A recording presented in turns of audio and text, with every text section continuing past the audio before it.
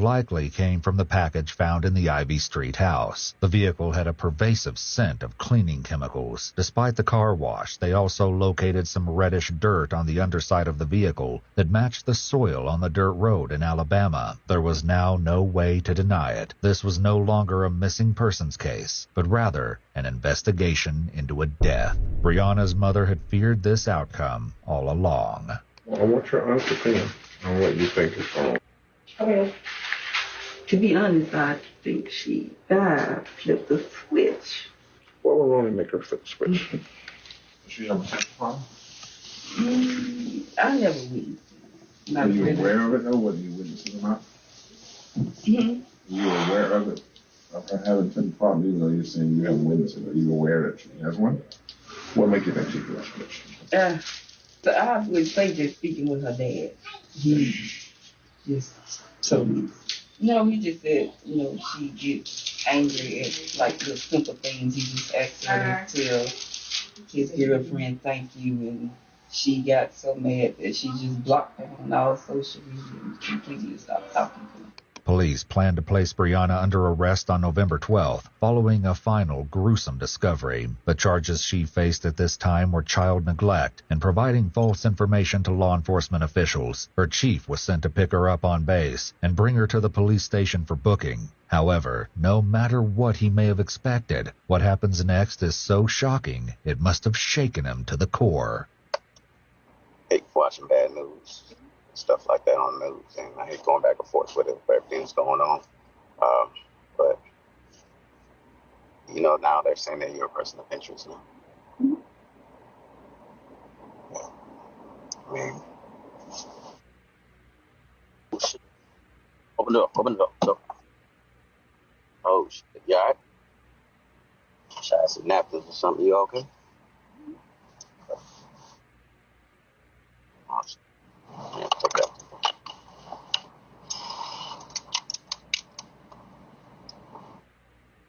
I don't know why they were saying that.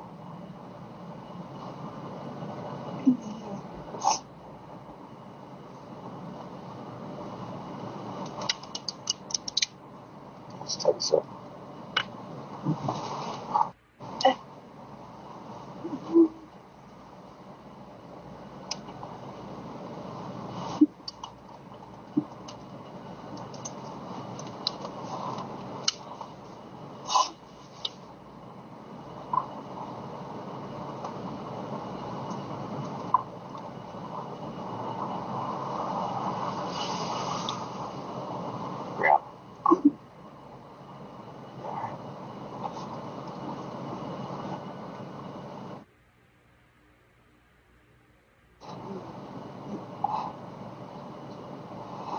It was quickly becoming obvious that something was wrong with Brianna, but the chief could not have possibly predicted how dire the situation was about to become. I don't know why.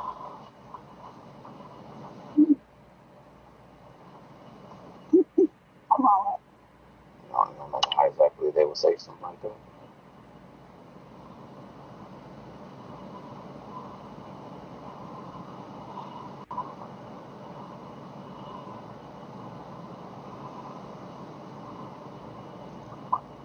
You need to go back to your room and lay down and everything.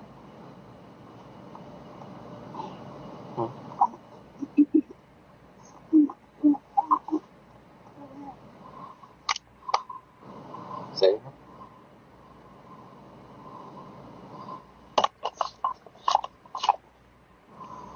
Hey, you gotta say something. Say something.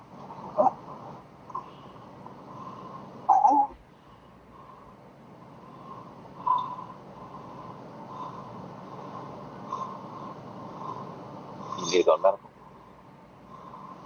Williams, are you okay?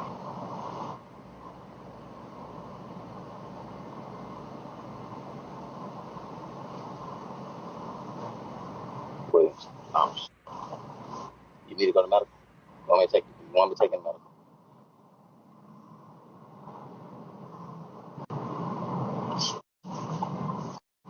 There was only so long the chief could wait for a coherent answer before he decided he needed to take action, and it wasn't a moment too soon, because what was coming would likely stay with him for the rest of his career, if not his life. Sorry.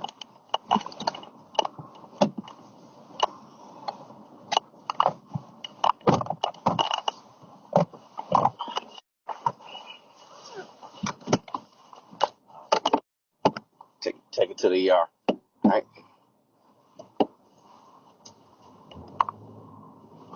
Oh, shit. You not, no. Williams,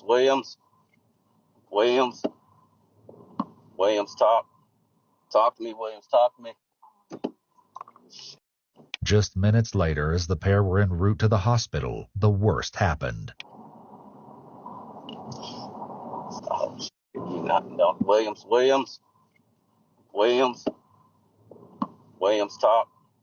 talk to me, Williams, talk to me. Just minutes later, as the pair were en route to the hospital, the worst happened. Faint pulse.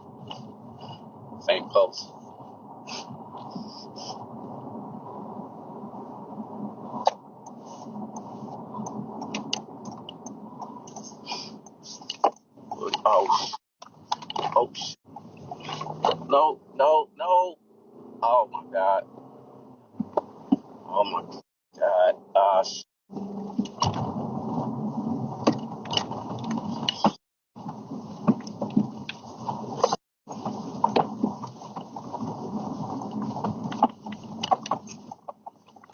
Run it. Oh, shit.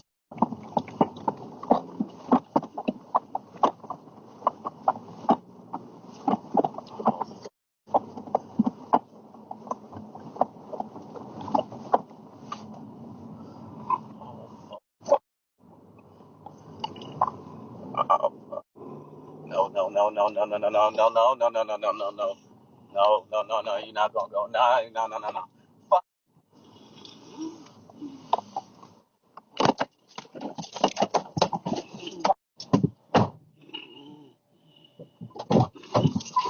Come on. You ain't going on me like that. Come on. Shot.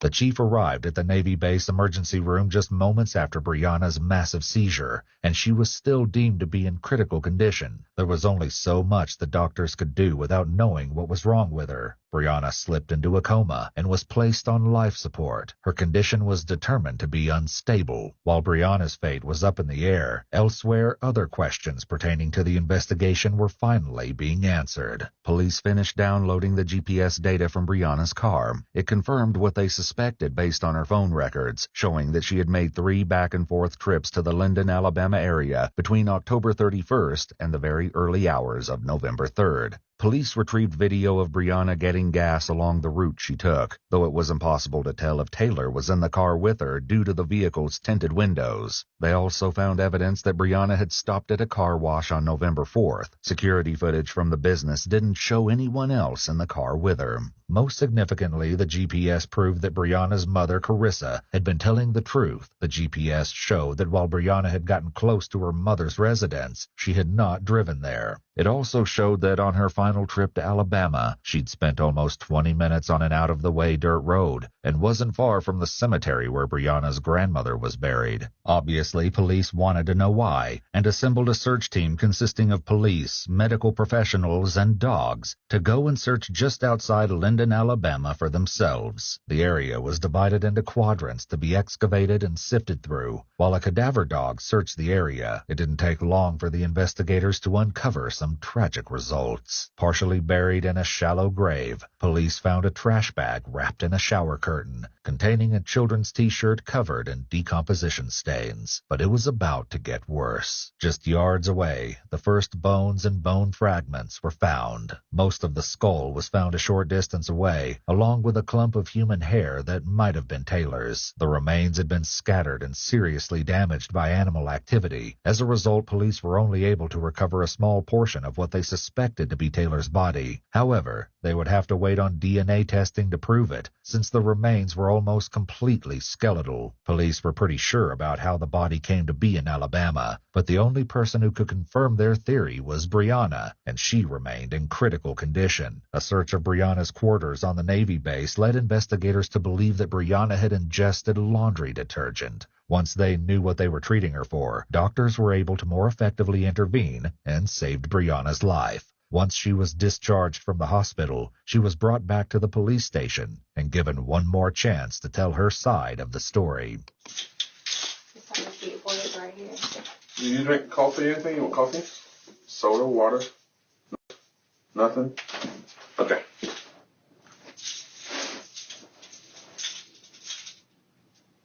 Just like before, Brianna quickly made herself as comfortable as possible and appeared to try to go to sleep. This time, though, she only had to wait about 20 minutes before detectives came in to talk with her.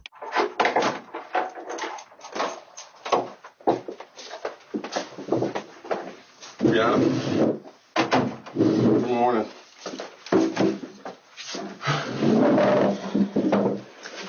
I need you to sit up. We're going to go over some paperwork again, okay? Then I'm going to go over the rest of your rights with you, okay? And I want you to just acknowledge that you understand. You do not have to make a statement or say anything. You understand that? I'm going to need a yes or no, okay? Is that a yes? Okay. The detectives advised Brianna of the rest of her rights once again. Hey, Brianna, did the nurse assist you with your throat issue that you were telling me about at the hospital? A little bit. Does it feel better today? Not complete. Are you normally just quiet all the time, just real low key, don't do a lot of talking? I am too. I'm kind of shy. Can you tell? Can you tell? First, we need to have a good conversation, so I'm going to need you to sit up from that thing over there and stop leaning on that wall and talk to me, okay? Look at me when I'm talking. We've had an investigation going on for a while. Our investigation has led us to some things in Alabama, okay? And what we need to do today with you is we need to talk about what's going on out there. Now, where in Alabama are you from?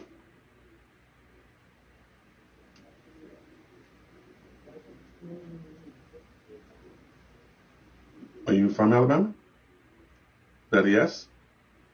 You got to say yes or no to me, okay? I can't have head dialogues and we can't have misunderstanding. Are you from Alabama? I don't want to talk. You don't want to talk? Okay. You're tired, you don't want to talk. So you don't want to talk to the police at all? Okay.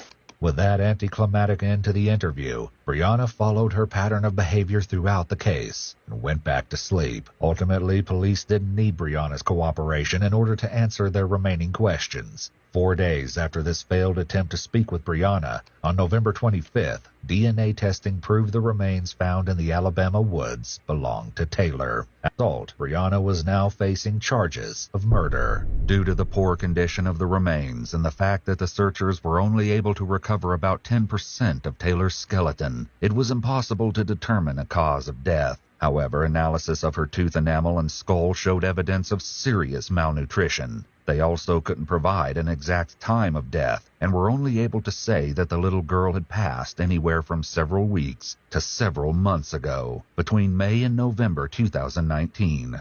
Given that the rate of decomposition is dependent on the size of the human and environmental factors, decomposition can start as early as 24 hours after death or as late as 72 hours after death. In conditions where the body isn't exposed to the sun and is in a climate-controlled environment, it would take at least 4 weeks for the body to begin to skeletonize. In this particular case, Taylor was a small, malnourished child and covered with a plastic shower curtain. This would slow down the rate of decomposition by locking in moisture and protecting the remains from bugs and direct sunlight. The issue of knowing the rate of decomposition in this case is the variable of animal activity, which could expose the remains to the elements at different rates. If her remains had no indication of animal activity, were wrapped in plastic and placed in the shallow grave shortly after time of death, it could take over 30 days to begin to see skeletonization. It's a very real possibility that the little girl starved to death, locked in a closet by her mother and left to waste away in filth. The reason for the stains on the closet walls would remain a mystery, though, without a determined cause of death. In September 2022, Brianna pled guilty to second-degree murder. Though her attorney repeatedly requested she face a reduced sentence due to her exemplary military record, she was sentenced to life in prison. Though her incarceration will do nothing to bring her daughter back, at least justice for the innocent little girl was served.